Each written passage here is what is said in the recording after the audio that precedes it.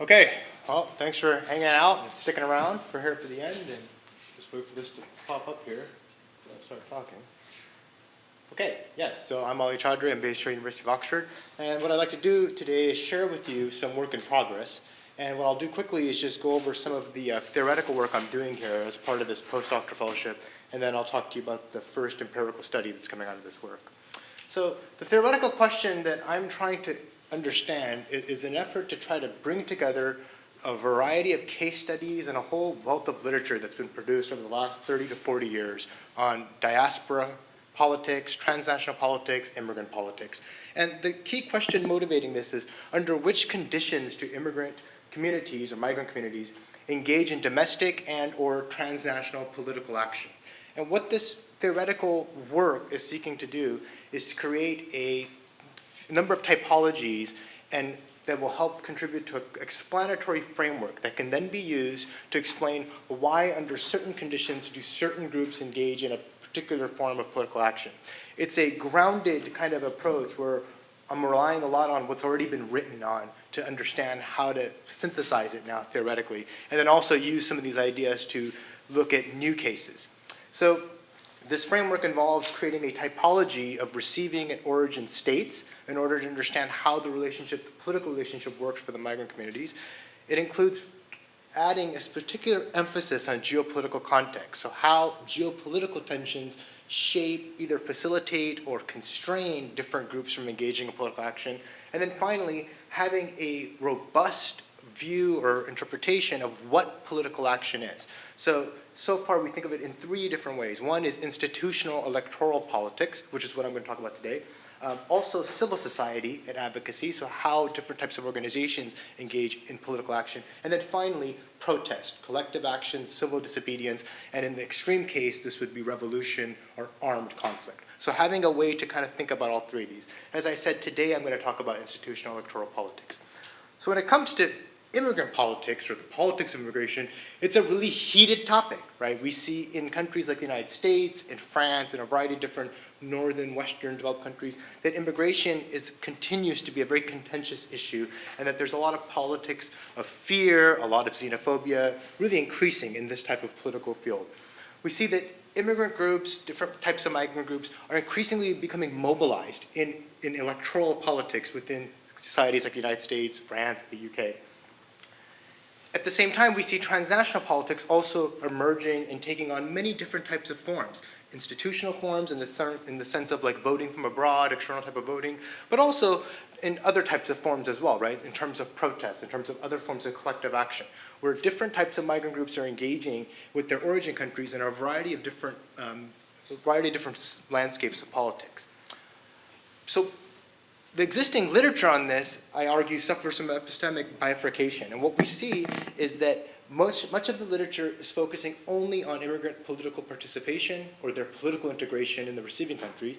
And on the other side, we have a lot of literature looking at transnationalism and how immigrant or migrant groups engage with their origin country. So on the receiving end, there's a variety of studies that generally look at socioeconomic status and how do immigrants' integration help facilitate their political engagement. Some studies look at variation across groups in a single country. A whole host of other studies look at variation across multiple countries. And then finally, a growing literature looks at grassroots civic engagement in migrant organizations and how they go about facilitating immigrant politics. On the origin country side, there's the work on diaspora, conflict, homeland types of politics. There is an increasing growing work on extraterritorial citizenship, external voting policies, and voting from abroad. There is a new work emerging on the idea of political remittances and financial remittances and how they affect political cycles. And then finally, the largest body of this work, of course, is the political transnational engagement, which is the topic of what we heard in the earlier session and which has been a central topic in many of the talks at this conference.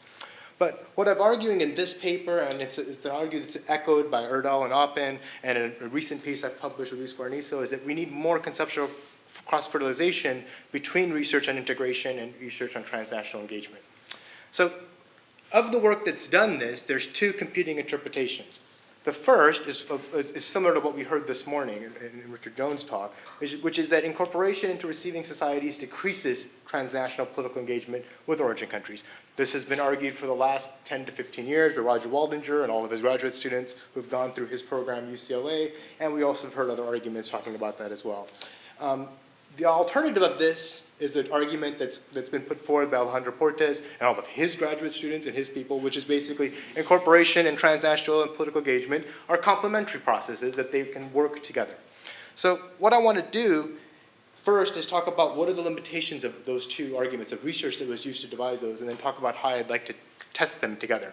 So the limitations, the first is that when incorporation is analyzed in this work, the focus is on socioeconomic incorporation, cultural incorporation, linguistic incorporation. Very little of it is actually focused on how do those immigrants incorporate in the politics of the receiving country. Of course, much of this literature is also based on the case of Mexico, or it's based on the case of Latin American migrants in the United States. So the theories, the ideas, they're all based on that case, not so much on other cases from other areas. There's a lack of comparative quantitative analysis on these types of issues that looks at multiple migrant groups in multiple destinations. And finally, there's an insufficient focus on the origin country context. And some of this is a result of the fact that so much of the research focuses on single countries like Mexico or the Dominican Republic, so you don't see how variation across origin countries might actually affect this process. So the research questions driving the work that I'm going to present today is, are receiving and origin country-oriented electoral politics different processes? And then the second question is, what is the relationship between origin and receiving country-oriented political action? And in this case, I'm looking specifically at voting, so just institutional electoral politics. The data I used for the study comes from the local Multidem study, which was conducted by Laura Morales and her colleagues, which looked at several different migrant groups across several European countries. The total sample for this analysis is 3,476. The sample includes 14 migrant groups, and they're distributed across 8 destination cities and 6 receiving countries in Europe. These are the destination cities that the sample is in, including the countries, and this is what the immigrant groups in the sample look like. And you'll see that Ecuadorians, I'm sorry, this is still the distribution of the sample. And then these are the groups, the migrant groups that are in the sample, and you can see here's their distribution. So the sample has a large proportion of Ecuadorian migrants and Moroccans, but you'll see that there's somewhat of an even distribution. Now, the dependent variables I'm going to talk about today in this analysis, there's 2 of them. One is, did the migrant vote in the last receiving country national election? And the second one is, did they vote in the last Homeland election? I use a multinomial logistic regression. We don't need to get into the specifics what that is. But the key comparison that I'm going to look at here is the people who voted versus the people that were eligible to vote but didn't vote. So the group of people that the analysis is going to focus on today are people that are eligible to vote in both receiving and in the origin country elections. The independent variables I use in analysis are the standard individual level things that are used, socioeconomic status, demographic variables. But the keys I try to bring here, the things that I think are most important, are the country level controls of the receiving countries and then the contextual factors in the origin countries. And rather than using just the dummy kind of variables that are often used where you just put a country level dummy variable, I've constructed and brought in some types of more interesting measures to look at how do these destination and origin countries vary.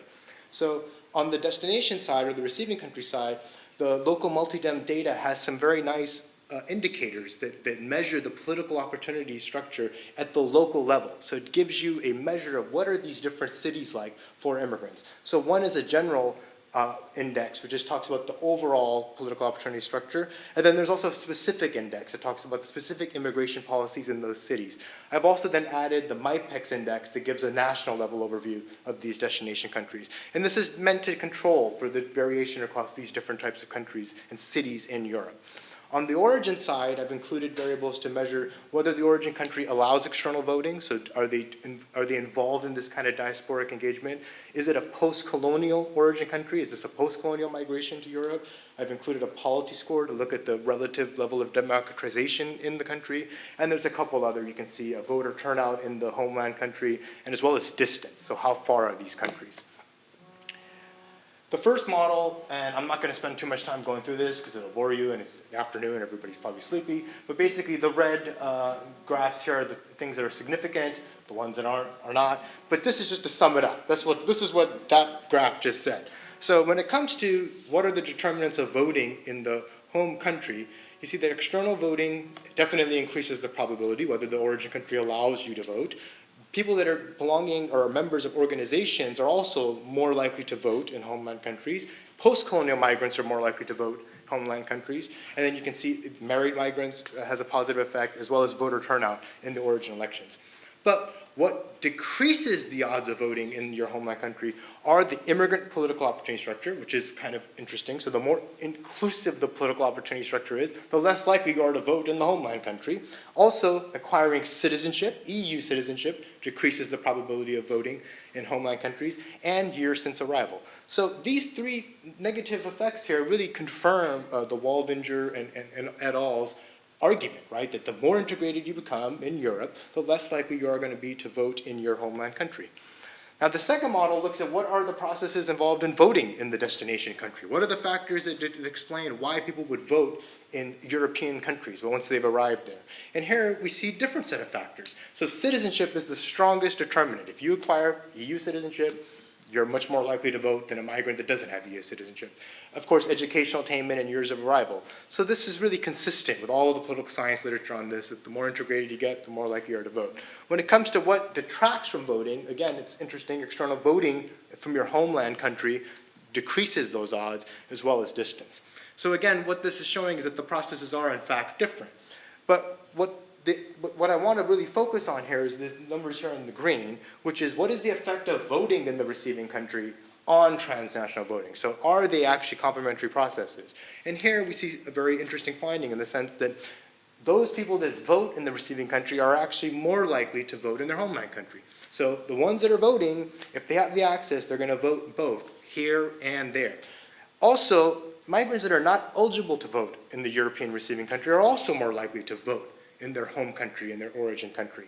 We also see that once you bring these factors in, the immigrant political opportunity structure changes signs. So now having an inclusive set of policies that help integrate immigrants actually increases the probability of voting in the origin country. And as well, external voting is allowed, and you can see all those are the same. So the key findings, the key takeaway points here are that receiving and origin country political action are different processes, right? So there are different factors that are driving each of the two processes. But receiving country political engagement increases the odds of voting in your origin country. So in that sense, when you look at all these different groups across all these places, there is quite a degree of complementarity going on here between voting here and there. And also the ineligibility to vote in a receiving country increases the odds that you'll vote in the home country. So again, this is a bit of a question of access. So in terms of going back to these competing ideas about transnational political engagement, and this idea of divided loyalties versus complementarity, this data in some ways supports both interpretations. It's true that the length of residency and naturalization decrease transnational political engagement. However, politically active migrants who vote in receiving countries are also likely to vote in their homeland elections. So I think what this shows is that there is a simultaneity in migrant political action. So the political opportunity structures both here and there certainly have an influence on how people, if people decide to engage in institutional electoral politics. And those migrants that are intent on activating that political agency will do so if they're granted access to institutional electoral politics. And finally, the strong connection between receiving and origin country voting requires more theoretical and empirical synthesis between these literatures on political participation and transnational politics. And I want to finish with these two pictures. This is a picture of the Prime Minister of India, Mr. Modi, who's at Madison Square Garden to a sold-out crowd giving this address. I mean, this is a really big deal. I mean, the whole place is packed, and it really shows how excited the Indian diaspora, much of it was, for his election. Now, a lot of these folks they couldn't vote from abroad, but they were very active during his election campaign to raise money, to do everything they could to make sure that he would win the election in India. But right outside Madison Square Garden are large protests against the same candidate, right, from people who aren't as thrilled about his election to India. And this is here up at the top is a picture of people protesting when he came to Wembley Stadium not too long ago. So I'll stop there and look forward to any questions or comments. Thank you.